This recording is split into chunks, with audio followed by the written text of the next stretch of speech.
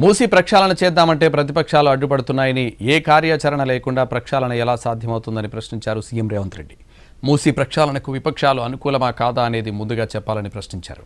ఒక అపార్ట్మెంట్ విషయంలో విపక్షాలు రాద్ధాంతం చేస్తున్నాయని, నదుల బఫర్ జోన్లో ఎక్కడా నిర్మాణాలు చేపట్టేందుకు వీలు లేదు, అయినా నిర్మించారని తప్పుబట్టారు సీఎం రేవంత్ రెడ్డి. ప్రభుత్వానికి ఏ కార్యాచరణ చేపట్టొద్దు అంటున్నారు. ఏ కార్యాచరణ చేపట్టకుండా ఇవి ఎట్లా సాధ్యమవుతాయో జర్నలిస్ట్గా మీరు నాకు సూచన చేయండి.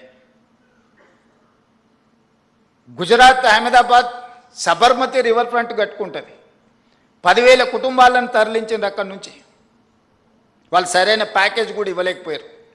ఈరోజు ఢిల్లీ యమునా నదిని ప్రక్షాళన చేస్తారు. ఉత్తరప్రదేశ్ గంగా నది ప్రక్షాళన చేసిన మన గొప్పగా ప్రపంచానికి ప్రచారం కల్పించుకుంటారు. నాకేం అభ్యంతరం లేదు, మంచిది. It is an good program activity. Why can't Musi river development? Ahmedabad Sabarmati river front చేసుకోవచ్చు, ఢిల్లీ యమునా నది రివర్ ఫ్రంట్ డెవలప్ చేసుకోవచ్చు, ఉత్తరప్రదేశ్ గంగా నది రివర్ డెవలప్ చేసుకోవచ్చు. హైదరాబాద్ నగరం మాత్రం మూసీ నదిని ప్రక్షాళన చేయొద్దు అనడము ఏ మేరకు సమంజసము? నేను ఒకటే అడుగుతున్నా, వద్దనే వాళ్ళని. మీరు మొత్తం ప్రాజెక్టే వద్దంటున్నారా? ప్రాజెక్టు నిర్మించేటప్పుడు నిర్వాసితులుగా మారే వాళ్లకు సరైన సహాయాన్ని అందించాలంటున్నారా? మీకు స్పష్టత ఉండాలి. నిన్న మన ఒక అపార్ట్మెంట్కు సంబంధించిన చర్చ జరిగింది, ఎందుకంటే అక్కడ జర్నలిస్ట్ మిత్రులు ఉన్నారు. నేను కన్వే చేసిన అది 7 acres ఉంది.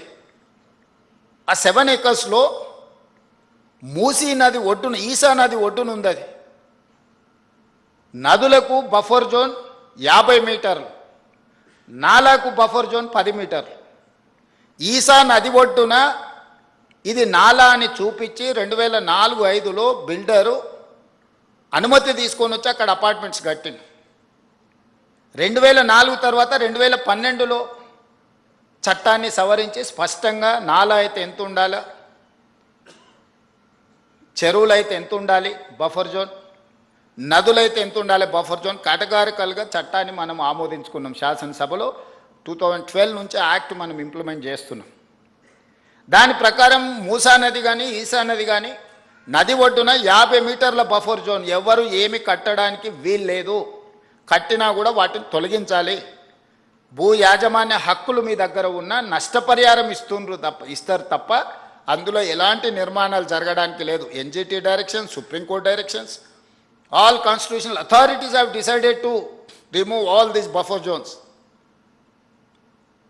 ఆ అపార్ట్మెంట్కు సంబంధించి దాదాపుగా 50% ఈ బఫర్ జోన్ 50 మీటర్ల 9 మీటర్ల సెట్ బ్యాక్ చూపించేసి ఇది నాలా అని చూపించి బిల్డర్స్ అక్రమంగా అనుమతి తెచ్చుకొని కట్టినరు. మన వాళ్ళు కొనుక్కున్నారు. అనుమతి చూసే కొనుక్కున్న వాళ్ళ గురించి నేనేం తప్పుగా చెప్పట్లేదు, అనుమతులు అన్నీ చెక్ చేసుకున్నాం. నేను ఈ మధ్యలో ప్రాజెక్టుని టేకప్ చేయాలనుకున్నప్పుడు చూస్తే మోర్ దాన్ 50% బఫర్ జోన్లు ఉన్నది. దీంట్లో చాలామంది తెలిసిన మిత్రులు ఉన్నారు.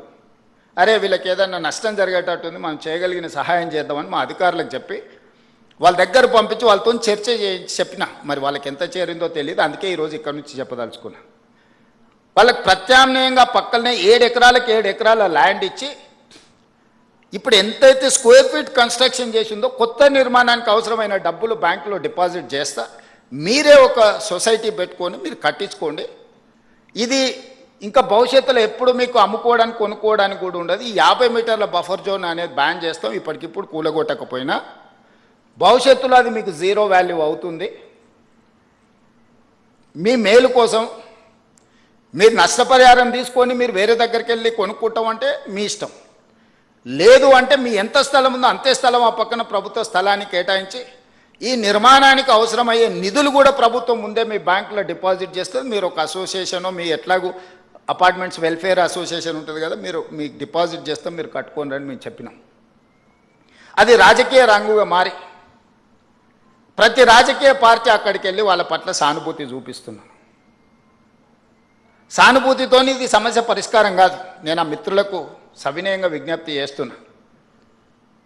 50 మీటర్ల చట్టము అమల్లో ఉంది. ఆ చట్టాన్ని నేను మార్చలేను. నేషనల్ గ్రీన్ ట్రిబ్యునల్ నుంచి సుప్రీంకోర్టు వరకు ఇచ్చిన గైడ్లైన్స్ ప్రకారం ఏర్పడింది. ఆ 50 మీటర్ల బఫర్ జోన్లో ఉన్న అన్ని అపార్ట్మెంట్స్ జీరో వాల్యూ, నివసించడానికి పనికొస్తుందేమో కానీ దాన్ని ఫైనాన్షియల్ వాల్యూ